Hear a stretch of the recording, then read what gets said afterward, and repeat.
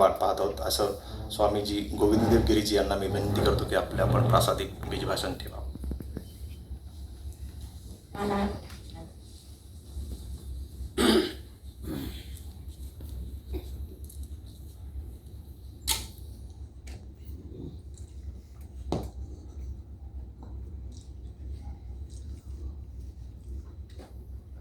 वर्णानाम् अर्थसंघानां रसानां छन्दसामपि मंगलानां च कर्तारौ वंदे वाणी विनायकौ. नमामि सद्गुरुं शान्तं सच्चिदानन्दविग्रहं पूर्णब्रह्मपरानन्दम् ईशमाळन्दिवल्लभं. प्रपन्नपारिजाताय तोत्रवेत्रैकपाणये ज्ञानमुद्राय कृष्णाय गीतामृतदुहे नमः. माधुर्यरसकल्लोलां शिवशक्त्यैकरूपिणीम् अमृतानुभवार्थाय वन्दे ज्ञानेशनन्दिनीं.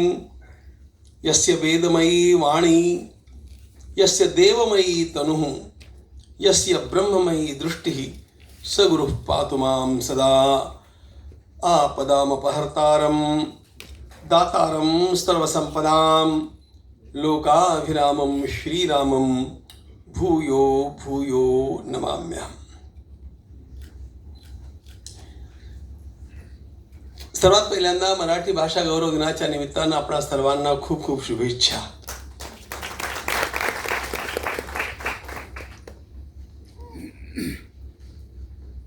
जेव्हा मी हा दिवस कळविला तेव्हा मला हे ठाऊक नव्हतं की हा मराठी भाषा गौरव दिन आहे. पण आमचे ज्ञानेश्वर महाराज सगळ्या गोष्टी अनायास घडवून आणतात, तशा प्रकारचं हे घडलेलं आहे. आणि आज एक मोठं आश्चर्य पण या ठिकाणी घडलेलं मला दिसतंय. विद्यापीठातले 8 घटक एकत्र येऊन हा कार्यक्रम करतायत. पुण्यात 2-2 घटकांनी एकत्र येणं पण अवघड आहे. त्यामुळे फुललेलं हे अष्टदल कमल असं सुपुष्ट होत राहो, अशा प्रकारची आपल्या सर्वांना शुभकामना.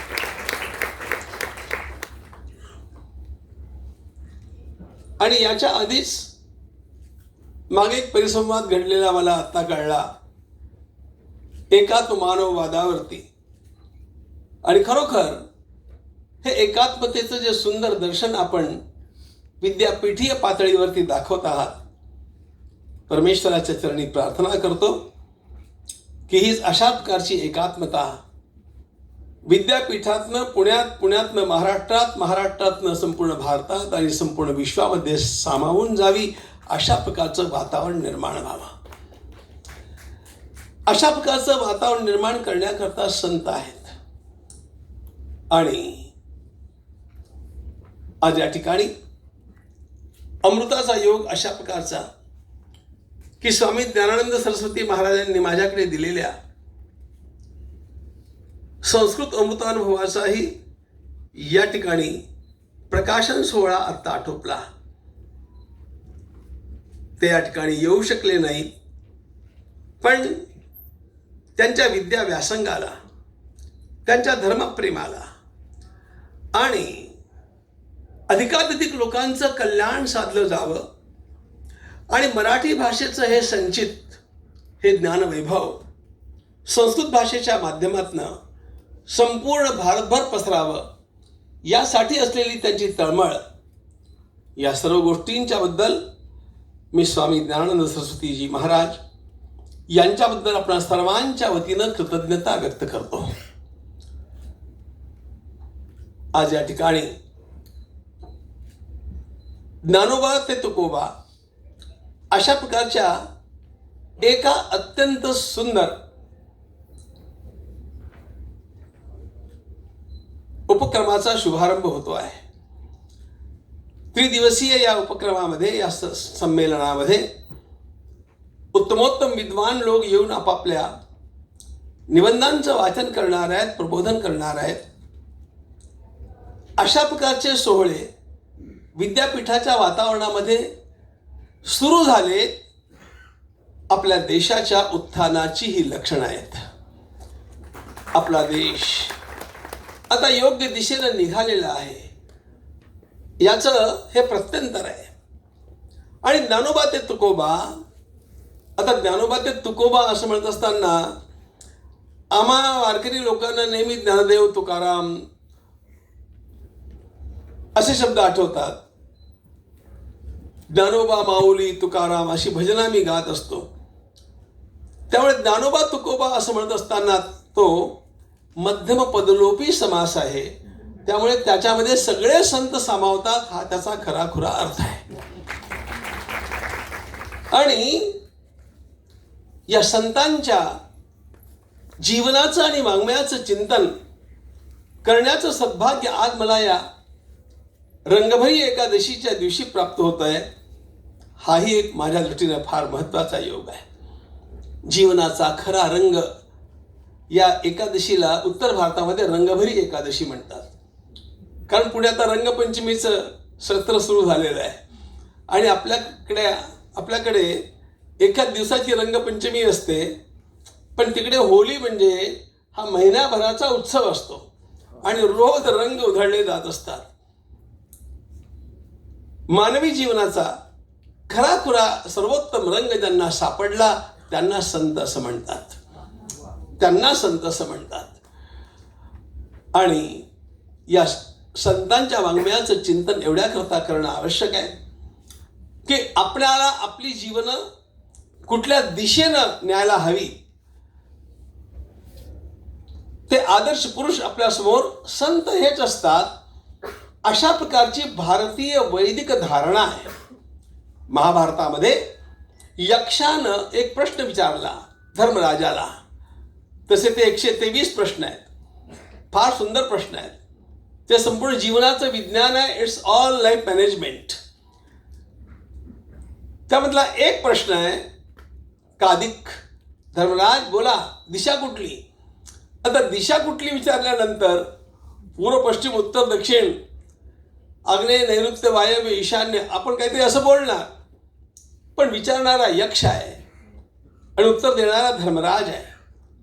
त्यामुळे प्रश्नातली गोम त्याला कळते आहे आणि त्यानं कादिक दिशा कोणती या प्रश्नाचं उत्तर दिलं संतोदिक. समाजानं कुठल्या दिशेनं जावं, संत दाखवतील त्या दिशेनं समाजानं जावं, त्यात त्यांचं कल्याण आहे. हे धर्मराजाचं उत्तर आहे. आणि धर्मराजाचं उत्तर म्हणजे महाभारताच्या विचारांचं प्रातिनिधिक उत्तर म्हणजे भारतीय संस्कृतीतलं ते उत्तर आहे. लोकांच्या समोर दीपस्तंभाप्रमाणे कोण असावेत? हे संत असावेत. आणि संत म्हणजे तरी काय? पुन्हा मी माझं महाभारतावरती अत्यंत प्रेम आहे. कारण महाभारतासारखं साहित्य जगाच्या पाठीवर कुठे नाही. आता साहित्यिकांचा संवाद आहे. जाता सांगतो तुम्हाला. एकदा रवींद्रनाथ टागोरांना एकानं विचारलं की सर्वात मोठा साहित्यिक कोण, कालिदास की शेक्सपियर? लोकांच्या पुढे दोनच येतात. टागोरांनी उत्तर दिलं. टागोरांच्या उत्तराला फार महत्त्व आहे. टागोरांनी म्हटलं नाही तर दोघे पण नाही, कालिदास पण नाही, शेक्सपियर पण नाही. जगातला सर्वात मोठा साहित्यिक भगवान वेदव्यास आहे. ते टागोरांचं उत्तर आहे. कारण कालिदासाच्या 7 कृती आणि शेक्सपियरची 36 नाटकं या सर्वांचं मिळून सुद्धा जितकं व्यक्तिचित्रण नाही त्यापेक्षा अधिक व्यक्तिचित्रण एका वेदव्यासांनी महाभारतामध्ये करून दिलेलं आहे. आणि त्यामुळे मानवी जीवनातला प्रत्येक चेहरा आपल्याला महाभारतामध्ये आढळतो. It's not just a book, it's brainstorming programme of भगवान वेदव्यास महामुनी. मानवीय जीवनाला, त्याच्या अंतःकरणाला, त्याच्या बुद्धीला परिचालित कसं करावं आणि योग्य निर्णयापर्यंत त्याला कसं न्यावं हे शिकवण्याकरता महाभारत आहे. आणि म्हणून माऊलींनी महाभारताचं वर्णन करताना विवेकतरूचे उद्यान असा शब्द वापरला आहे. विवेक म्हणजे पटकन योग्य निर्णय घेण्याची क्षमता म्हणजे विवेक. मानवीय जीवनामध्ये यशस्वी तेच होतात ज्यांना योग्य निर्णय योग्य वेळेवरती घेता आले. आणि योग्य निर्णय योग्य वेळेवरती घेता येणं हा जो विवेक आहे हा जागृत करणारा वृक्ष नाही. विवेक तरुणचे उद्यान माऊलींनी त्याला उद्यान म्हणून टाकलं. जितकं जितकं महाभारताचं चिंतन करावं तितकी तितकी आपली प्रज्ञा शार्प होत जाते. शार्पनिंग द सॉ हे जर आपल्या जीवनात हवं असेल तर त्यानं सातत्यानं महाभारताचं चिंतन करावं. लोकमान्यांना एकाने एकदा प्रश्न विचारला, आपण रोज काय अन्निक करता? लोकमान्यांनी सांगितलं, मी बाकी जे काय करतो ते ठीक आहे माझ्याकरता, पण न चुकता मी 2 गोष्टी करतो. या तर मी ऋग्वेदाचं वाचन करतो किंवा मी महाभारताचं काहीतरी वाचल्याशिवाय राहत नाही. महाभारतातलं काहीतरी वाचल्याशिवाय राहत नाही हे लोकमान्यांचं उत्तर फार महत्वाचं आहे. न तू निर्भारतो भवेत, मी महाभारत चाललं नाही असं आपल्या जीवनामध्ये एकही दिवस जाता कामा नये, अशा प्रकारचा आग्रह त्यांचा आहे. आणि हे महाभारतकार भगवान वेदव्यास हेच खरे मूळ सगळ्या साहित्यिकांचे गुरु आहेत, ते उपजीव्य आहेत. त्यांच्या नंतरच्या परंपरेमध्ये असलेल्या मोठमोठ्या साहित्यिकांनी त्यांच्याकडली नर्सरीतली रोपटी घेऊन आपापल्या प्रज्ञेनं ती विकसित केलेली आहे. हा खरा भारतीय साहित्याचा इतिहास आहे. मग कालिदास असो, भास असो, भवभूती असो, कोणी असो, या सर्वांनी वेदव्यासांच्याकडनं रोपटं घेतलं, बीज घेतलं आणि त्याचा विस्तार आपल्या प्रतिभेनं केला. आणि म्हणून ते उपजीव्य आहे. मुळात अशा प्रकारच्या त्या थोर साहित्यिकाचं स्मरण मी का करतोय? एवढ्या करता करतोय की आज मला बीज भाषण करायचं आहे. त्यामुळे साहित्याच्या मूळ बीजापर्यंत गेलं पाहिजे. संत साहित्याच्या उपक्रमातलं बीज भाषण करायचं आहे. संत साहित्याचं बीज कुठे आहे? संत साहित्य प्रसवलं कुठून हे लक्षात आलं पाहिजे. संत साहित्याची मूळ गंगोत्री श्रीमद भागवत हा ग्रंथ आहे. श्रीमद भागवत हा ग्रंथ आहे. आपल्या संपूर्ण देशामध्ये निर्माण झालेलं संत साहित्य, केवळ मी महाराष्ट्रापुरतं बोलत नाही आहे, संपूर्ण देशामध्ये पहिली क्रांती या मराठी भाषेतल्या आद्य आमच्या साहित्य सम्राटानं जी केली, त्या भगवान ज्ञानेश्वर माऊलींनी सर्वात पहिल्यांदा संस्कृतातलं ज्ञान मराठीत आणलं, म्हणजे प्राकृतात आणलं. संस्कृतातलं ज्ञान प्राकृतात आणणारा संपूर्ण भारतातला पहिला महापुरुष ज्ञानेश्वर महाराज आहेत, हे लक्षात ठेवा. त्यानंतर सगळ्या प्रदेशांच्या मध्ये आपल्याला हे पसरलेलं दिसतं, पण याचा आरंभ माऊलींनी केलेला आहे. तसा आपला मराठी भाषा दिन आहे ना, माझी तर पूर्ण धारणा आहे, इथे पुण्यात उभा आहे म्हणून मी बोलतो असं नाही आहे, पण जगातल्या प्रत्येक व्यासपीठावरती आणि भारतातल्या प्रत्येक प्रदेशात मी जाऊन छाती ठोकपणे एक गोष्ट सांगत गेलेलो आहे की साहित्याच्या दृष्टीनं आमची मराठी भाषा अजोड आहे आणि इतकं साहित्य धन त्यामध्ये आमच्या पूर्वसुरींनी आणून ठेवलेलं आहे. इतकं चांगलं साहित्य तुम्हाला कुठल्याही जगाच्या भाषेत वाचायला मिळणार नाही, संस्कृत भाषेत सुद्धा मिळणार नाही. Yes, I am talking boldly. मला ठाऊक आहे मी कोणाबरोबर पुढे समोर बोलतोय, पण मी असं दाखवून देईन की जे संस्कृत नाही आहे पण मराठीत आहे. त्यामुळे अशा प्रकारच्या या लोकोत्तर भाषेचे आपण पाईक आहोत, त्याचे वारस आहोत. आणि अत्यंत महत्त्वाची गोष्ट म्हणजे आपल्या देशातल्या प्रत्येक प्रदेशामध्ये संत झालेले आहेत, पण संतांची जी दिव्य परंपरा महाराष्ट्राला लाभली ना, तशा प्रकारची परंपरा लाभलेला एकही प्रदेश भारतात सुद्धा नाही. भारतात सुद्धा नाही.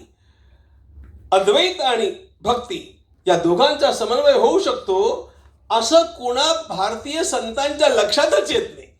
त्यांना नेहमी असं वाटतं की भक्ती आहे तर द्वैत पाहिजेच, अद्वैत असेल तर भक्ती होऊ शकत नाही.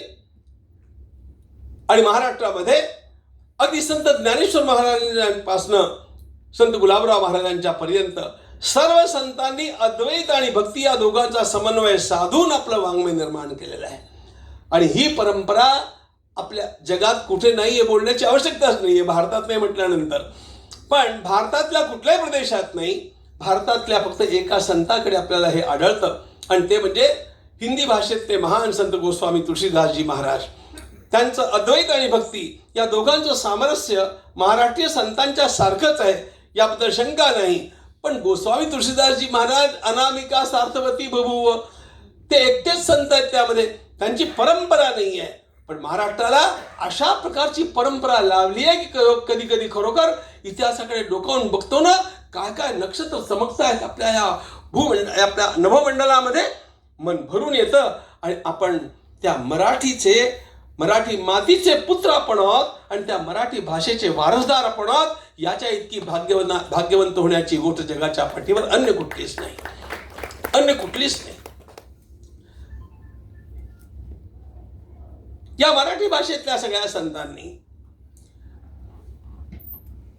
आणि आपल्या देशातल्या अन्य संतांनी जे मूळ बीज घेतलं, बीज भाषण आहे ना, ते मूळ बीज घेतलं, ते कुठनं घेतलं? ते श्रीमद भागवतातनं घेतलं. या सगळ्या संतांनी भक्तीचा प्रचार केला, या सगळ्या संतांनी भक्तीचं प्रतिपादन केलं. आणि भक्ती आली कुठून? भक्तीची मूळ गंगोत्री श्रीमद भागवत हा ग्रंथ आहे. आणि या श्रीमद भागवताचं लेखन सुद्धा भगवान वेदव्यासांनी केलं आहे. भगवान वेदव्यासांनी महाभारत लिहिलं आणि महाभारत लिहिल्यानंतर खरोखर धर्मेच अर्थेच कामेच मोक्षेच भरतर्षभ यदि हास्ति तदन्यत्र यन्ने हास्ति न तत्क्वचित. धर्म अर्थ काम आणि मोक्ष या मानवीय जीवनातल्या चारही पुरुषार्थांच्या मध्ये जे महाभारतात आढळेल तेच अन्यत्र आढळेल.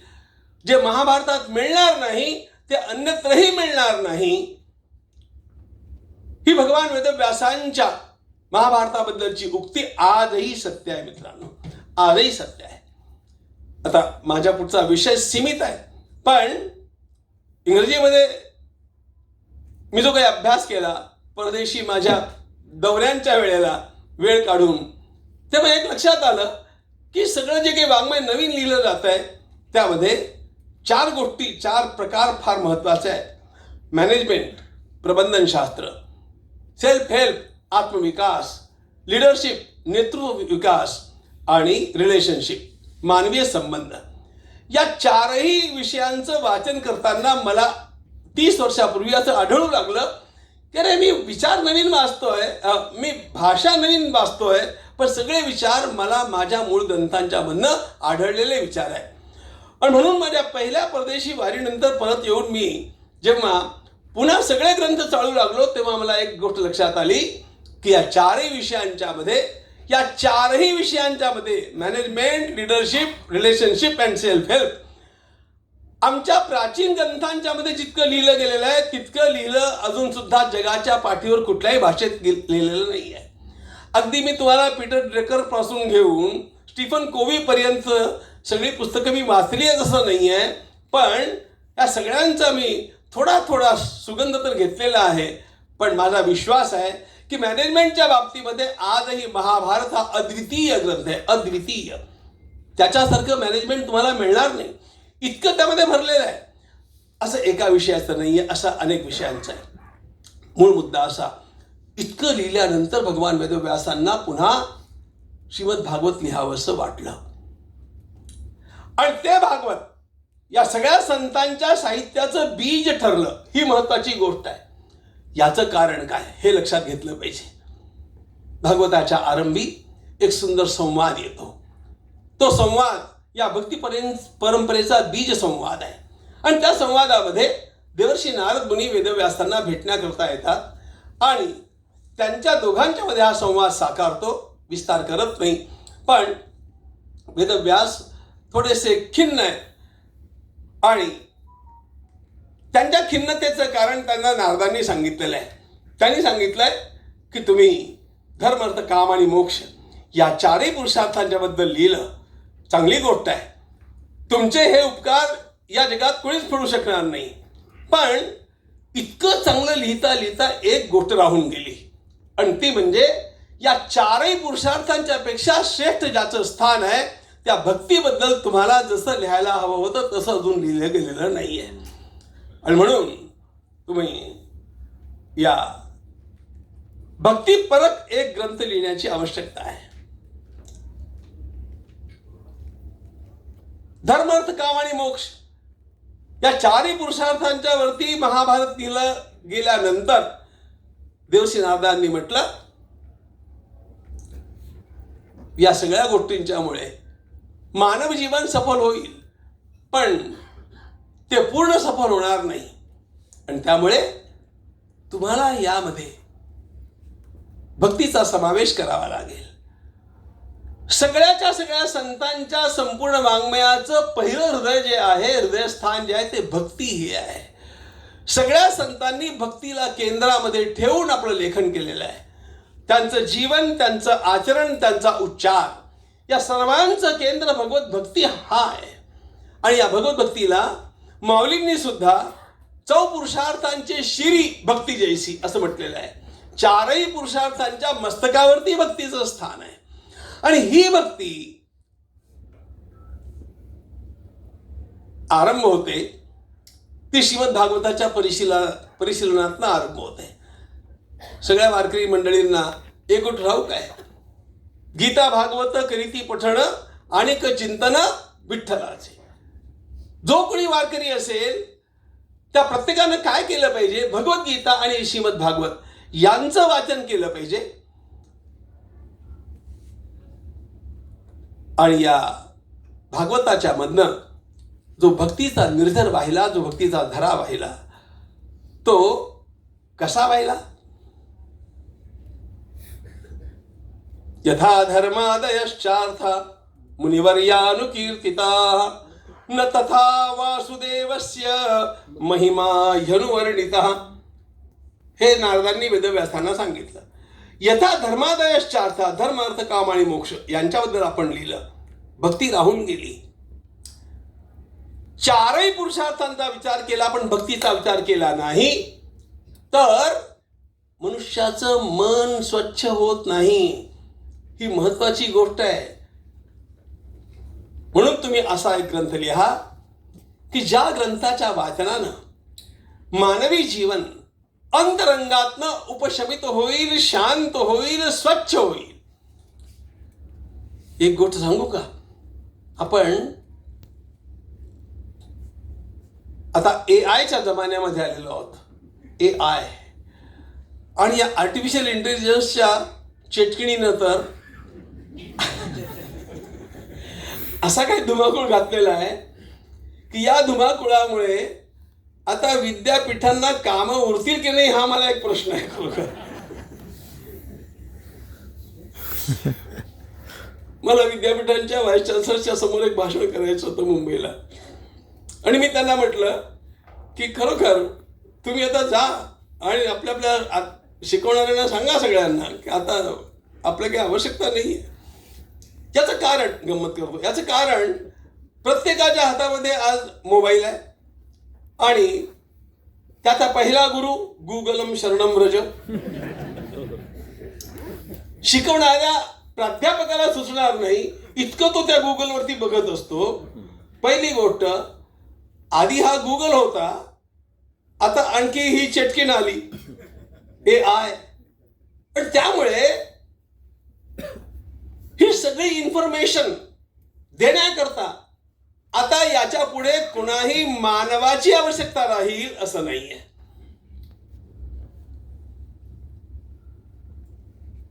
सगळी माहिती मिळेल, कोणालाही मिळेल, घरी बसल्या मिळेल. विद्यापीठ सुद्धा वर्क फ्रॉम होम सुरू होऊन जातील. असं होऊ नये. पण इतकं सगळं झालं तरी पण विद्यापीठांची आवश्यकता राहील. हे सगळं झालं तरी पण विद्यालयांची आवश्यकता राहील जर if they stop to be teachers and they try to be gurus. शिक्षक होणं थांबवलं आणि गुरु होणं आरंभ केलं तर आपोआप जगात कधीच AI करू शकणार नाही. ते काम एक गुरु करतो. एखाद्याला अंतरंगात स्वच्छ करायचं असेल तिथे AIचा काही उपयोग नाही आहे, तिथे गुगलचा उपयोग नाही आहे.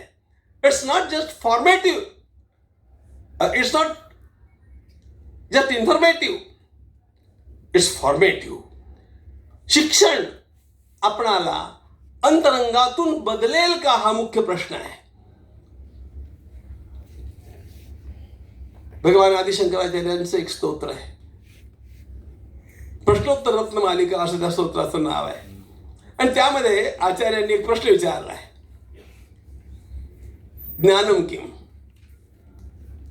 ज्ञान कशाला म्हणावं. आता तुम्ही ज्ञान कशाला म्हणता हे मला ठाऊक आहे. किती किती पेपर लिहिले, किती आणखी त्याचा व्हॉल्यूम जास्त आहे, कुणाची भाषा कशी चांगली आहे, किती उद्धरण आहेत वगैरे वगैरे वगैरे, हे ज्ञान आहेच. हे ज्ञान आहे, हे नाही असं नाही आहे. भगवद्गीता, श्रीमद भागवत आणि भारतीय परंपरा यांचा दृष्टिकोन लक्षात घेतला पाहिजे. हे ज्ञान जरी असलं तरी पण हे ज्ञान पूर्ण ज्ञान नाही. भगवद्गीतेमध्ये 13व्या अध्यायामध्ये ज्ञानाची लक्षणं सांगितलेली आहेत.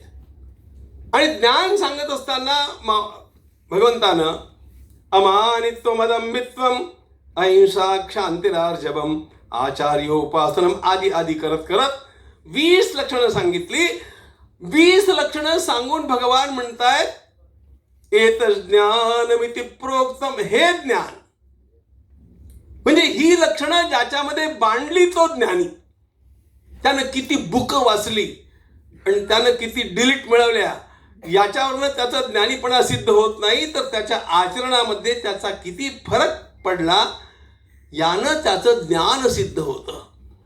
नाहीतर हे बाहेरचं ज्ञान त्याच्या अंतरंगातल्या ज्ञानाशी अंधारे करी, ज्ञान ज्ञानाला दडपून टाकतं, अशा प्रकारचं होतं.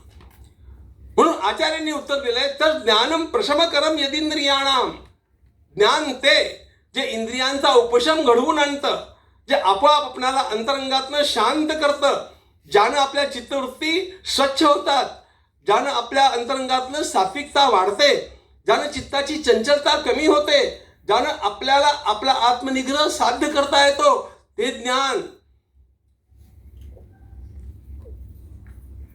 म्हणून भगवान वेदव्यासांना नारदांनी सांगितलं, साहित्याच्या लक्षणाकरता हा सर्वात उत्तम श्लोक आहे. उत्तम साहित्य कशाला म्हणावं. तुमच्या याच्यामध्ये ललित साहित्य पण आलंय ना, अष्टदलामध्ये.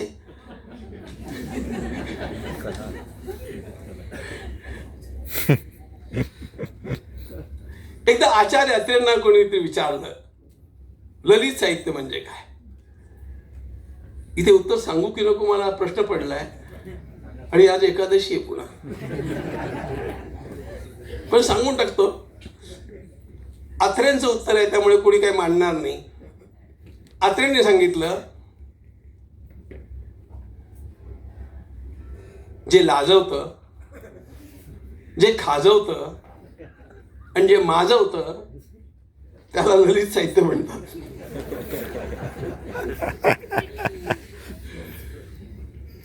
मला तुम्हाला ही व्याख्या सांगायची नव्हती, मला श्रीमद भागवतातली व्याख्या सांगायची होती.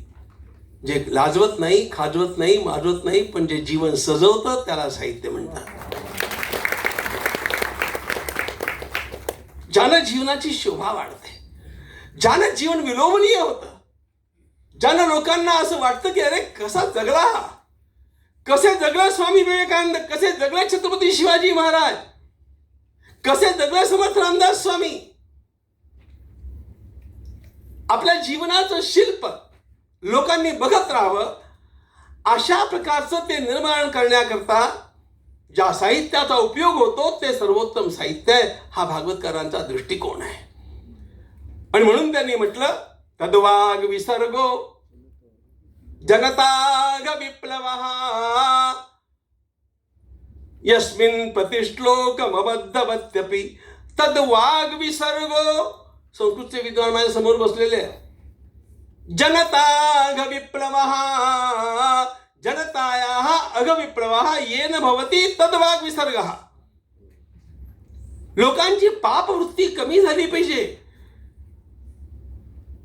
तमोगुणातनं त्याला रजोगुणात यावंसं वाटावं, रजोगुणातनं त्याला सत्वगुणामध्ये यावंसं वाटावं, त्याच्या जीवनामध्ये आनंद असावा, त्याला खरोखरीचा आनंद मिळावा. पण तो क्षुद्र आनंद नसावा. आता ते मला इतके विषय समोर येतात.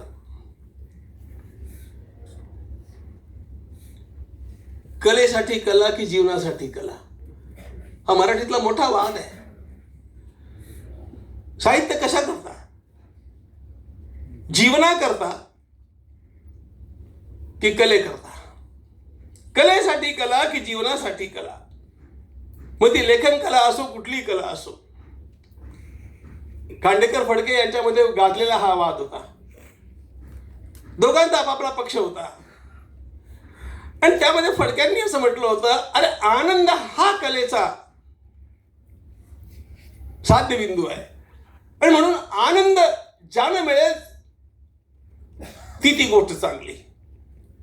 संतांना तेच म्हणायचं आहे, आनंदच मिळाला पाहिजे, पण तो आनंद चमकून जाणारा क्षणभंगूर नसावा, तर तो स्थायी आनंद मिळाला पाहिजे. आणि याकरता संत साहित्यच वाचावं लागतं. लक्षात ठेवा. माऊलींनी एक उपमा दिलेली आहे. विषयांच्या मधनं मिळणारं सुख आणि परमात्म्याच्या उपासनेतनं प्राप्त होणारं सुख यात अंतर काय आहे? माऊलींनी म्हटलं, विद्युल्लता चमकून गेली, त्याच्यामध्ये काही वाचन करता येतं का? वीज चमकून गेली, तशा प्रकारे विषयाचा आनंद येतो जातो, पण भगवंताच्या जवळिकीचा आनंद अशा प्रकारे जीवनामध्ये उतरतो की मनुष्य जीवन धन्य होऊन जातं. आणि आनंदाचे डोही, आनंद तरंग, आनंदाची अंग आनंदाचे, अशा प्रकारची अनुभूती कोणालाही येऊ शकते. ही प्राप्त करून देण्याकरता संतांच्या साहित्यासारखा अन्य कुठलाही उपाय नाही आहे. आणि म्हणून संत साहित्य हे साहित्याचं सगळ्यात महत्वाचं लेणं आहे. ते आपलं अपार धन आहे. आणि असंत साहित्यानं आम्हाला जी भक्ती शिकवली, ती भक्ती सुद्धा मंदिरात जा, पूजापाठ करा, जप करा, तप करा, अशी भक्ती नाही आहे. हे तर आहेच आहे, मंदिरात गेलं पाहिजे, पूजा जपादिक केलं पाहिजे, पण आम्हाला श्रीमद भागवतानं आणि आमच्या सगळ्या संतांनी जी भक्ती सांगितलेली आहे, ती भक्ती खरोखर तिचा आरंभ बिंदू जरी मूर्तीपूजा असली तरी पण त्या भक्तीचा विकास होता होता संपूर्ण विश्वात तो परमात्मा बघता यावा, अशा प्रकारचा विकास आमच्या संतांनी आम्हाला शिकवला. आता विश्वात्मके देवे, विश्वात्मक देव, पण तो विश्वात्मक देवाकडे पोहोचण्याकरता आधी आरंभ कुठेतरी करावा लागतो. माझ्या मनचं बोलत नाहीये, भागवतातलं उदाहरण सांगतो तुम्हाला. भक्तीचं निरूपण करताना 11व्या स्कंदामध्ये अर्चायामेव हरये पूजाय श्रद्धये हते न तद्भक्तेषु चान्येषु सभक्त प्राकृत स्मृतः. प्राकृत भक्ताचं वर्णन करतायत, ज्याला फक्त देवाची पूजा करताना भक्ती आठवते, त्या ठिकाणी श्रद्धेनं तो अत्यंत लीन होतो आणि तिथून बाहेर पडला की देवाला तिथे अगदी बंदीखान्यात टाकून नंतर जे काय करायचं ते करत राहतो. हा भक्त आहे की हा भक्त आहे, पण हा बिगारीतला भक्त आहे. बिगारी कळते ना? नाही, विद्यापीठात बिगारी कळेल की नाही प्रश्नच आहे ना.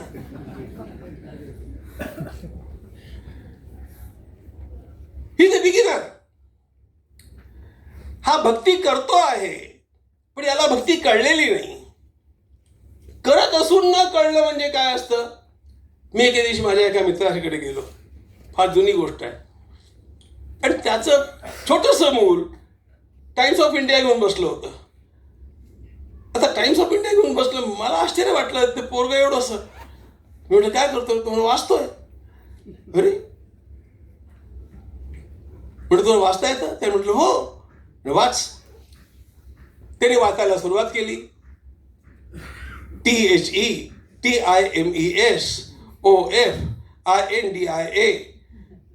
PUNE 14. आता तो सगळी अक्षरं वाचू लागला, अल्फाबेट्स वाचतोय. फक्त माझ्या एका प्रश्नाचं उत्तर द्या, तो वाचतोय की न वाचतोय? वाचतोय ना? का बोलत मेरा? तो वाचतोय पण त्याला काय वाचतो हे कळत नाहीये. त्याप्रमाणे अनेक लोक असे असतात की ते मंदिरात जात असतात, पूजा करत असतात, पण त्यांना भक्ती कळत नसते. संतांनी आम्हाला ती भक्ती सांगितलेली आहे.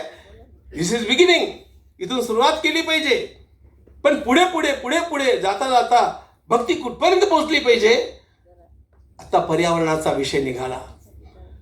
जितकं सुंदर पर्यावरणाचं निरूपण महाभारतात आणि भागवतात आढळेल तुम्हाला, आधुनिक ग्रंथात नाही मिळणार. महाभारतातलं शांतीपूर्वक कुणी काढून वाचावं. पुत्र समवृक्ष. अरे, एका मुलाला जन्म देण्याचा जो आनंद आहे, 10 मुलांना जन्म देण्याचा आनंद असेल, एक वृक्ष लावावा, त्याचं संगोपन करावं, उद्यान निर्माण करावी, जलाशय शुद्ध करावी.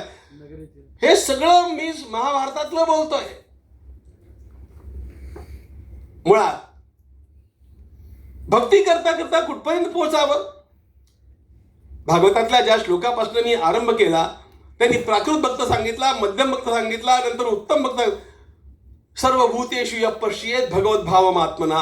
सर्वभूतेषु यः पश्येत. सर्वांच्या मध्ये मला माझा देव दिसावा. पूजा करताना तो देव मला माझ्या देव्हाऱ्यात मिळावा. पण पूजा करताना संपूर्ण जग मला त्या माझ्या देवाच्या मूर्तीमध्ये दिसावं. पण तिथून उठल्यानंतर माझा विठोबा मला चराचरात भरलेला गवसावा आणि त्या जगाची मी सेवा करायला चलावं. याचं नाव आहे भक्ती. भगवत भाव सर्वाभूती हेची ज्ञान, हेची भक्ती. माऊलींनी सरळ सरळ सांगून टाकलं. समर्थांनी तर काय म्हटलंय? अरे, धेड महार चांभार, धेड महार चांभार, कोणी असो का नर, राखावे तयाचे अंतर, या नाव भजन. लोकांच्या जवळ जा, लोकांना आपलंसं म्हणा, लोकांचं प्रेम आपल्यावरती कसं वाढेल हे बघा. नारायण असे विश्वी, त्याची पूजा करीत जावी. येणे कारणे दोष व्हावी, कोणी एक काया. नारायण असे विश्वी, सर्वांचं भजन, सर्वांची सेवा, भगवंताची भक्ती आणि विश्वाची सेवा. आणि सेवा करताना देव कुठे कुठे बघावा? खम वायुमग्निम सलिलम महिंश्च ज्योतिषी सत्वानि दिशोद्रुमादीन सरित समुद्रांश्च हरे शरीरं यत्किंच भूतं प्रणमेदनन्यः. हरे शरीरम, परमेश्वराचं शरीर. भगवान कुठे आहे? आता मी एक एक शब्द सांगतो. खम आकाश, वायू, अग्नी, सलिल पाणी, ही भूमी, ही पंचमहाभूत आहेत ना. या पंचमहाभूतामध्ये आपल्याला भगवंताचं रूप बघता येतं का? अरे, जगात देशातल्या सगळ्या नद्या आम्ही प्रदूषित करून टाकल्या, सगळं वातावरण बिघडवून टाकलं, रासायनिक खतांच्या माध्यमातून सगळ्या जमिनी बेकार करून टाकल्या. कुठले विज्ञानवादी आम्ही? कधी कधी या विज्ञानाची मला अशी शिसारी येते, या विज्ञानानं खऱ्या आपल्या सुखाला अंधारा करून टाकलं. बघा, आमचं प्राचीन भारतीय लोकांचं जे ज्ञान होतं ते अशा प्रकारची दुःख पर्यवसायी ज्ञान नव्हतं. आणि आताच्या सगळ्या गोष्टी आम्हा सर्वांना अधिक दुःखामध्ये लोटून टाकतायत. खम वायुमग्निम सलिलम महिंश्च ज्योतिषी सत्वानि दिशोद्रुमा. सत्वानी ही सगळे प्राणी मात्र, मग ते सरपटणारे असतील, चालणारे असतील, प्राणी मात्र. सरित समुद्रांश, नद्या, समुद्र. आम्ही समुद्र किती दूषित केला. कधी तुम्ही व्हेल माशांच्या बद्दलच्या निघालेल्या क्लिप्स पाहिल्यात का? व्हेल माशाला जगणं कठीण झालंय समुद्रामध्ये. इतकं प्लॅस्टिक आणि इतकं बाहेरनं त्याला किटाणूंनी घेरलेलं आहे, त्याला काही करता येत नाही. आता आमचे सैनिक बिचारे जे व्हेल मासे त्यांना सापडतात त्यांच्या पाठी स्वच्छ करण्यामध्ये लागलेले. हे कोणी केलं? हे आपण केलं. आणि त्यामुळे आज पुन्हा या प्रकारच्या जागराची आवश्यकता आहे की आपण या जगाकडे श्रद्धेनं बघू. हे विश्व परमात्म्याचं रूप या भूमिकेतनं बघू. या भूमिकेतनं आमचे नाथ एखाद्या गर्दभाला पाणी पाजतात आणि त्यांना गंगाजल आणलेलं पाजतात आणि त्यांना असं वाटत नाही की मी गाढवाला पाजतोय, त्यांना वाटतं मी रामेश्वराचा अभिषेक करतोय. याच एका भूमिकेतनं संत नामदेवराय एका श्वानाच्या पाठोपाठ धावतात की अहो देवा, पोळीला तूप लावले नाही अजून मी.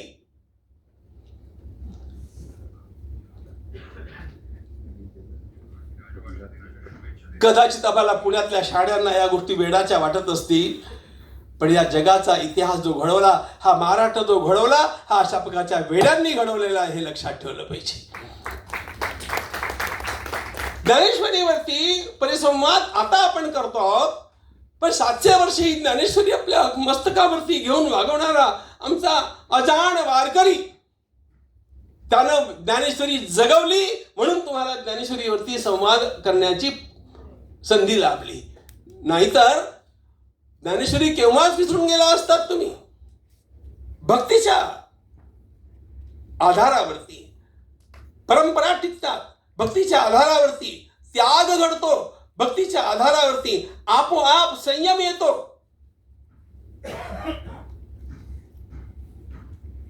उत्तमातला उत्तम एखादा पदार्थ तुम्ही एखाद्या वारकऱ्याच्या किंवा एखाद्या वैष्णव मुलांच्या समोर ठेवा बरं एकादशीच्या दिवशी. अरे काय चटकदार आहे, खा की जरा. तो नाही खात. का नाही खात?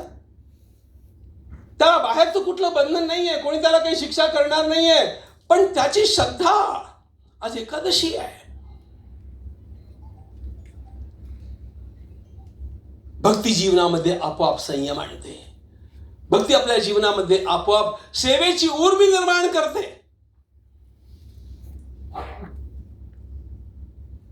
म्हणून संतांनी आम्हाला कर्मकांडात न अडकणारी, कर्मकांडाला त्यांनी अभेरलं नाही, पण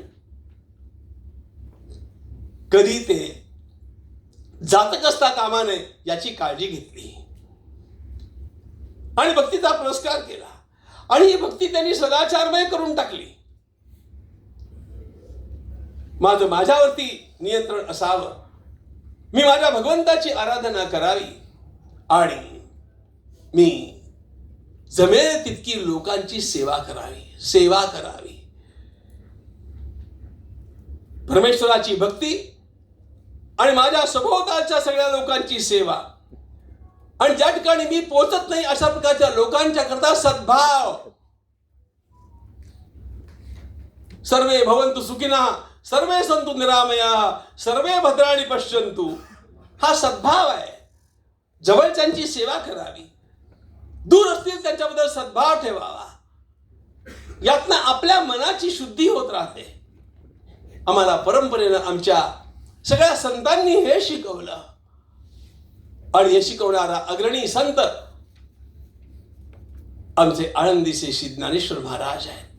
म्हणून ज्ञानदेवे रचिला पाया, त्यांनी हा उभारिले देवालया. किती खस्ता खाऊन त्यांनी हा पाया रचला.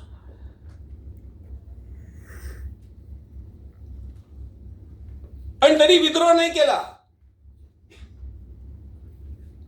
कधी कधी अरे या लोकांनी इतका त्रास सोसला, लोकांनी सोसलेल्या त्रासाचं वर्णन आपण ऐकत असतो. ऐकावं, काही चूक नाही. पण संतत्व कोणाला म्हणतात? समाजानं त्रास दिला त्या संपूर्ण समाजाबद्दल, त्या समाजातल्या एकाही अंगाबद्दल एकही विद्रोहाचा शब्द माऊलींच्या भाषेमध्ये आपल्याला आढळणार नाही, कुठेच नाही. किती गोड बोलावं, किती करुणा अंतःकरणात असावी, विश्वप्रेम कसं ओथंबून व्हावं, या सर्वांचा आदर्श श्री ज्ञानेश्वर महाराज आहे. लोकांनी मारण्याकरता हातात दगड घेतले असतील, पण माऊलींचा हात उभा राहतो केवळ आशीर्वाद आणि आश्वासन देण्याकरता आणि प्रार्थना करण्याकरता. जे खळांची व्यंकटी सांडो, तया सत्कर्मी रती वाढो, भूता परस्परे जडो मैत्र जीवास.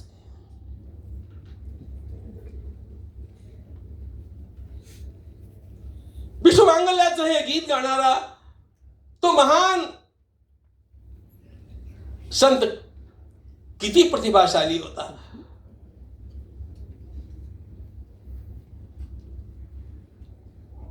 ज्ञानेश्वरी मराठी भाषेतला आद्य ग्रंथ आहेत असं म्हणतात, है ना? विश्वाच्या वाङ्मयातला आद्य ग्रंथ ज्ञानेश्वरी आहे, हे लक्षात ठेवा. विश्वाच्या वाङ्मयातला आद्य ग्रंथ ज्ञानेश्वरी आहे. गुणवत्तेप्रमाणे अशा प्रकारचा ग्रंथ लिहिला गेला नाही, पुढेही लिहिला जाण्याची संभावना दिसत नाही.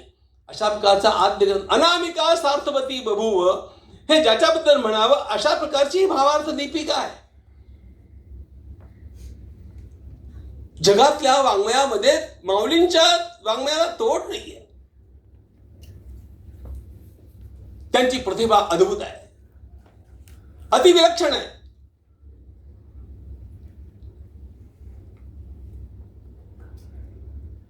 वृंदावनातले महान संत स्वामी अखंडानंदजी महाराज यांच्याशी मी बोलत असताना ते मराठी लिहित नसत पण मराठी वाचत. त्यांनी मला म्हटलं, शास्त्री जी, आपके ज्ञानेश्वर महाराज की भाषा इतनी काव्य प्रचुर है, त्यांचं वाक्य सांगतो, और इतनी रस भरी है कि उनका दार्शनिक सिद्धांत रस में डूब जाता है, उसको खोज करके निकालना पड़ता है. दार्शनिक सिद्धांत रस में डूब जाता है, उसको खोज करके निकालना पड़ता है. लेकिन जब निकालते हैं तो कितना आनंद होता है, कितना आनंद होता है. याचं एक उदाहरण तुम्हाला सांगतो. गुरुदेव रानडे निंबाळला बसलेले होते. सकाळची वेळ होती आणि गुरुदेव वाचत बसले होते. त्यांना भेटण्याकरता प्रोफेसर हिरियण्णा आले. प्रोफेसर हिरियण्णा हे म्हैसूर विश्वविद्यालयातले संस्कृत डिपार्टमेंटचे प्रमुख. त्यांची तत्वज्ञानाची पुस्तकं वाचून आम्ही आमच्या परीक्षा दिलेल्या आहेत. हिरियण्णा भेटण्याकरता आले. गुरुदेव फार मोठे विद्वान होते. आता त्याचं वर्णन नाही करत बसत मी, का वेळ नाही तर ताई मला चिठ्ठी पाठवते. पण त्यांनी विचारलं, काय वाचताय? तर गुरुदेवांनी म्हटलं की ज्ञानेश्वरी वाचताय. मला पण ऐकवा, सांगा. गुरुदेवांना सगळ्या भाषा येत होत्या. इंग्रजी, Marathi, Kannada, Sanskrit, Hindi, French, Latin, Greek या सगळ्या भाषा ते लिहित आणि बोलत. ग्रेट. तर हिरण्यांना कन्नड येत होतं. गुरुदेवांनी ते मराठी वाचून दाखवायला आणि अर्थ सांगायला सुरुवात केली. त्यांनी प्रकरण घेतलं 16व्या अध्यायाचं मंगलाचरण. मावळवीत विश्वाभासू नवलुदेला चंडांशू अद्वयादिनी विकासू बंधू. आता इथून तो आरंभ होतो आणि ते माला रूपक आहे आणि ते रूपक गुरुदेव उलगडत गेले. म्हणजे कशा प्रकारे हा भौतिक सूर्य उगवतो तर जग दिसू लागतं, पण सूर्य, ज्ञानाचा सूर्य जेव्हा उगवतो तेव्हा विश्वाचा भास विरू लागतो, नाहीसा होतो. इथून गिळीत ज्ञान चांदणीया, अज्ञानाची चांदणी, ज्ञानाची पण चांदणी गिळीत. तर हे सगळं ते सांगत होते. हिरण्यांच्या नेत्रातनं आसवांच्या धारा लागल्या. गुरुदेवाने विचारलं, काय झालं? हिरण्यांनी म्हटलं, म्हैसूर विश्वविद्यालयातला संस्कृत भाषेचा प्रमुख बोलतोय, गुरुदेव आता एकच इच्छा आहे, माझं वय झालंय, लवकरात लवकर मरावं आणि एखाद्या महाराष्ट्रीयन कुटुंबात जन्माला येऊन मुळात ज्ञानेश्वरी वाचावी.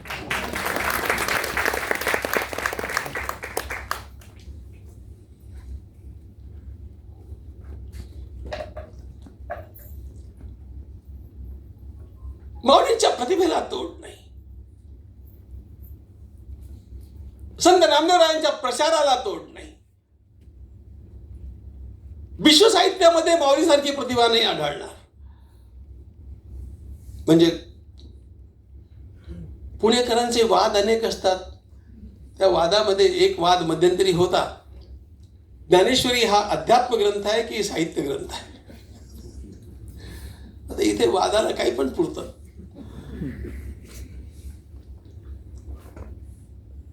अशा प्रकारचा वाद त्याच्याबद्दल निर्माण व्हावा यातच त्याचं मोठेपण आहे. इतकं सगळं त्यामध्ये मिक्स झालेलं आहे, म्हणून असं निर्माण करता येणं शक्य नाहीये. ही प्रतिभा उत्तुंग प्रतिभा. सगळीकडे शोधा, नामदेवांसारखा प्रचार करणारा कोणी आढळेल का तुम्हाला? 700 वर्षापूर्वीची गोष्ट आहे. आत्ता सुद्धा प्रवास करणं किती जिकिरीचं होऊन जातं. तेव्हा पंढरपूरला निवास करणारा हा महात्मा हरियाणामध्ये जातो, पंजाबमध्ये जातो, त्या ठिकाणी दशकानुदशक राहतो, त्यांच्या भाषेमध्ये त्यांच्याशी बोलतो, त्यांची पूज्यता संपादन करतो आणि गुरु ग्रंथ साहेब सारख्या ग्रंथामध्ये नामदेवांच्या 60 अभंगांचा स्वीकार करण्यात यावा इतकं मानाचं स्थान त्यामध्ये पटकावतो. हे सोपं नाहीये. हे फक्त तेच करू शकले. तेव्हा मोबाईल नव्हता बरं का, रेल्वे पण नव्हत्या. तेव्हा हे करणं, माऊलींची प्रतिभा, नामदेवरायांचा प्रचार. जाता आणखी पण सांगतो, आमच्याकडे या माता भगिनींना किती मोठं स्थान आहे. माऊलींनी आपल्या ज्ञानेश्वरीला भावार्थ दीपिका हे नाव दिलं, धर्मकीर्तन असं म्हटलं. नामदेवरायांनी पण ज्ञानदेवी म्हटलं, ज्ञानेश्वरी कोणी म्हटलं. नामा म्हणे ग्रंथ श्रेष्ठ ज्ञानदेवी, एकतरी ओवी अनुभवावी. भावार्थ दीपिकेला किंवा या ज्ञानदेवीला ज्ञानेश्वरी हे नाव सर्वात पहिल्यांदा संत जनाबाई महाराजांनी दिलेलं, जनाबाईंनी दिलेलं नाव आहे.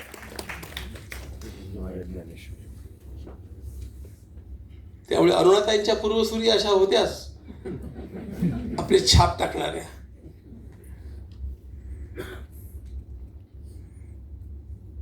माऊलींसारखी प्रतिभा नाही, नामदेवरायांसारखा प्रचार नाही.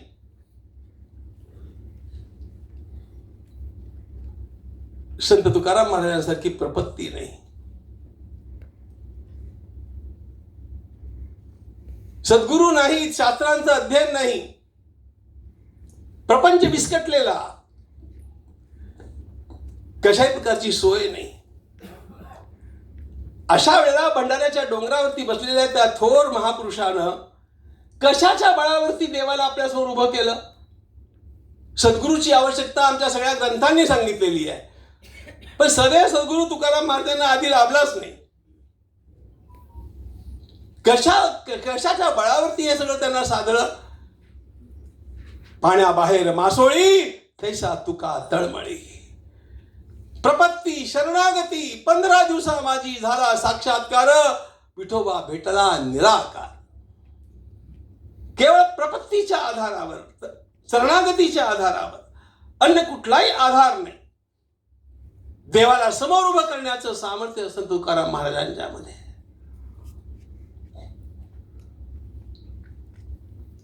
नाथ संत एकनाथ महाराजांचा फारच भारी. त्यांनी प्रपंच केला. आमच्या संत परंपरेमध्ये दोघांनी प्रपंच केलाच नाही. माऊलींनी केला नाही, समर्थांनी केला नाही. दोघांनी केला पण त्यांना जमला नाही. संत तुकाराम महाराजांनी केला, नामदेवरायांनी केला, त्यांना जमला नाही. प्रपंच केला पण आणि प्रपंच जमला पण असा एकच संत आहे, संत एकनाथ महाराज. अव्यंग प्रपंच आणि अव्यंग परमार्थ. आणि परमार्थात सुद्धा कर्म, ज्ञान, भक्ती आणि योग या चारही अंगांनी परिपुष्ट परमार्थ. आणि त्यासोबत साहित्य सृजन, इतकं साहित्य सृजन केलंय नाथांनी. संत एकनाथ महाराज म्हणजे चालतं बोलतं विश्वविद्यालय झालं. अशा प्रकारचं साहित्य त्यांनी निर्माण करून ठेवलं. त्यामुळे आपल्यासमोर कुणाकुणाचा आदर्श ठेवावा हे सगळं आपल्याला माऊलींची प्रतिभा. माऊली आदर्श होऊ शकत नाहीत बरं का, कारण माऊलींचा सगळा विहंगम मार्ग आहे. आदर्श मला तर संत तुकाराम महाराज वाटतात, कारण त्यांनी साधकाला पहिल्या पायरीपासून शेवटच्या तिथीपर्यंत काय काय हवं ते सगळं आपल्या अभंगांच्या मधनं दाखवून दिलेलं आहे. माऊलींच्या मध्ये हे मिळत नाही. माऊलींच्याकडे फक्त बघावं, नमस्कार करावा, बस. आपण काही तसं बनवू शकत नाही. तिथे मार्गच नाही. जे कृष्णमूर्ती म्हणत असत pathless land, truth is a pathless land. तशी ती गोष्ट आहे. माऊलींची प्रतिभा, नामदेवरायांचा प्रसार, तुकाराम महाराजांची प्रपत्ती, नाथांचा प्रपंच. पण मित्रांनो, यानंतर साहित्याला एका गोष्टीची आणखी आवश्यकता असते बरं का. आणि महाराष्ट्रालाच नव्हे तर संपूर्ण भारताला होती. आणि ती म्हणजे जेव्हा परक्यांचं आक्रमण होतं तेव्हा प्रतिकारक्षम समाज कसा निर्माण करावा याकरता समर्थांचं नाव घ्यावं लागतं. समर्थांचं नाव. समाज प्रतिकार करू शकत नसेल तर समाज नष्ट होऊन जातो. म्हणून प्रतिकारक्षम समाज कसा निर्माण करावा हे समर्थांच्याकडनं शिकावं.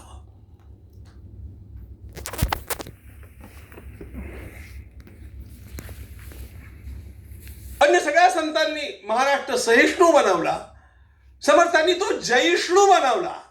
आम्हाला जिंकायचं आहे, या समोरच्या आतंक्यांना फोडून काढायचं आहे. कशा करता? अरे मानवतेवरती घाला घालणारी ही मंडळी आहेत. आणि म्हणून त्यांनी विजयाची देवता असलेल्या प्रभू रामचंद्रांची आराधना आणि त्याग आणि सामर्थ्याची मूर्ती असलेल्या, सेवेची मूर्ती असलेल्या हनुमंतांचा आदर्श समोर ठेवला. प्रतिकारक्षम समाज. आणि समाज घडवला, समाज उभा केला. हे सगळे संत सारखे आहेत. आमच्या प्राचीन भारतामध्ये, मध्ययुगीन भारतामध्ये भगवान आदिशंकराचार्यांचं अद्वैत आहे, मध्वाचार्यांचं द्वैत आहे, निंबाळकाचार्यांचं द्वैताद्वैत आहे, महाप्रभू वल्लभाचार्यांचं शुद्धाद्वैत आहे आणि रामानुजाचार्यांचं विशिष्टाद्वैत आहे. याच्यावरती फार सुंदर भाष्य करताना मधुसूदन सरस्वतींनी एक वाक्य लिहिलं, नाही ते मुनयो भ्रांता. हे सगळे संत, हे सगळे आचार्य विद्वान होते, ज्ञानी होते, सारखे होते, त्यांना भ्रांती नव्हती. पण समाजाची आवश्यकता, आपली प्रकृती आणि समाजाची आवश्यकता हे बघून नेमकं काय वाढावं, काय समाजापुढे ठेवावं हे ते बघत गेले. आणि त्यामुळे त्यांच्यामध्ये हे अंतर आलेलं आहे. जे आचार्यांच्या बद्दल ते संतांच्या बद्दल लक्षात ठेवा. आणि म्हणून हे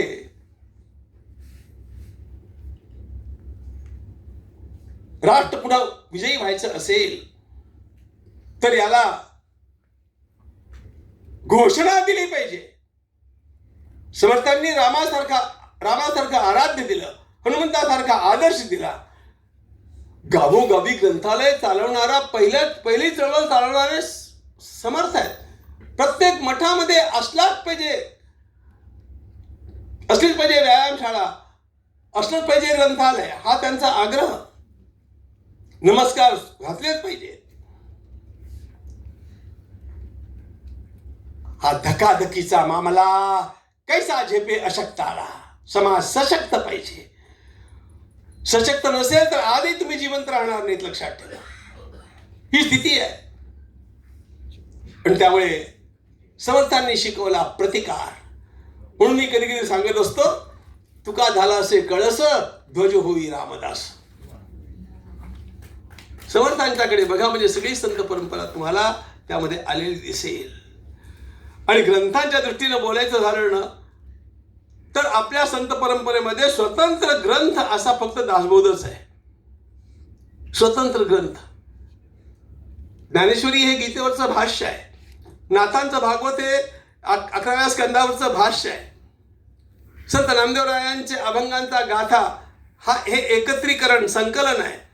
संत तुकोबारायांचा गाथा हे एकत्रीकरण संकलन आहे, स्वतंत्र ग्रंथ नाही. स्वतंत्र ग्रंथ कसा लिहावा साहित्यिकांची चर्चा आहे ना. आदर्श रामदास स्वामी आहेत. ग्रंथ नामे दासबोध, गुरु शिष्यांचा संवाद, येत बोलला असे विशद भक्ती मार्ग. 200 समास लिहिले. 200 समास म्हणजे 200 निबंध आहेत विषयांच्या अनुसार. आणि काय बहारदार मानव जीवन त्यामध्ये आपल्याला दिसतं. भक्तीचे नियोगे देव, निश्चय पावती मानव, ऐसा आहे अभिप्राव ये ग्रंथी. पहिला समास ही प्रस्तावना आहे, ग्रंथाला प्रस्तावना पाहिजे ना, ती प्रस्तावना आहे. दुसरा समास ही बिब्लिओग्राफी आहे. काय काय आधाराला घेतलंय ते, अशी गंमत आहे सगळी. आणि आज तर काय काय भरलंय, काय उत्तम पुरुष कसा असावा, मूर्ख कसे असतात, त्यातल्या त्यात पढत मूर्ख कसे असतात, एज्युकेटेड फूल्स, बर्नार्ड शॉचा शब्द आहे हा. म्हणजे इतकं सुंदर लिहिलंय की ते पढत मूर्खाचा समास वाचताना आपण जणू काही आपलं आत्मचरित्र वाचतो आहोत अशा प्रकारचा भास आहे. मला तरी फार वेळा झाला. आणि समर्थांना हे कसं कळलं हेच मला कळेल. या सगळ्या संत परंपरेच्या ध्वजस्थानी शोभणारी अतिशय सुंदर घंटा म्हणजे आमचे प्रज्ञाचक्षु संत श्री गुलाबराव महाराज. प्रतिकार केला पाहिजे मित्रांनो, खरं आहे, पण आता प्रतिकार करावा लागणार आहे तो बुद्धीच्या बळावरती. गुलाबराव महाराजांची केवळ 2 वाक्य सांगतो. त्यांचं वाङ्मय वाचलं नसेल तर त्यांचं वाङ्मय वाटल्याशिवाय राहू नका. मराठी भाषेमध्ये हे वाङ्मय निर्माण झालं, हे मराठी भाषेचं अद्भुत लेणं आहे.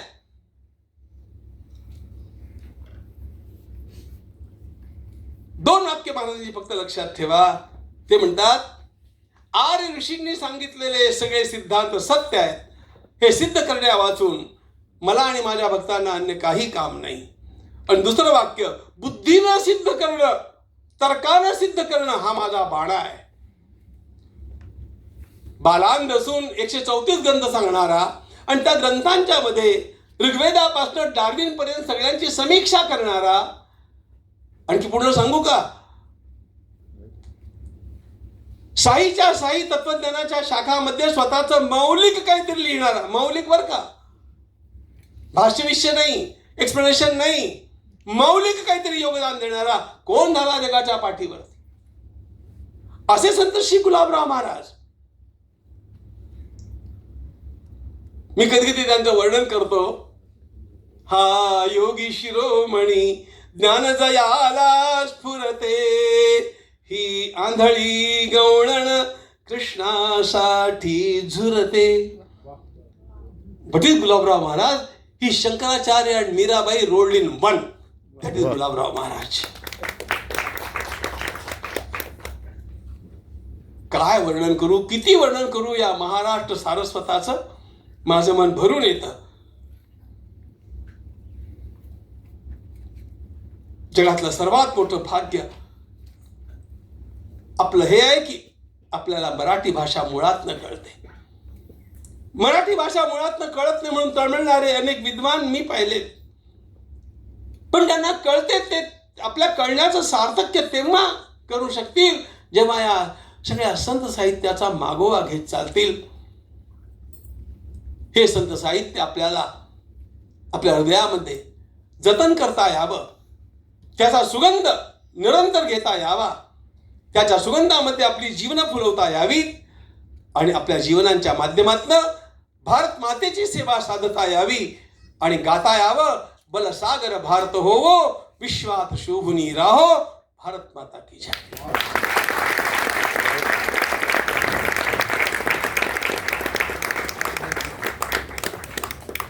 खूप खूप धन्यवाद स्वामीजी. यानंतर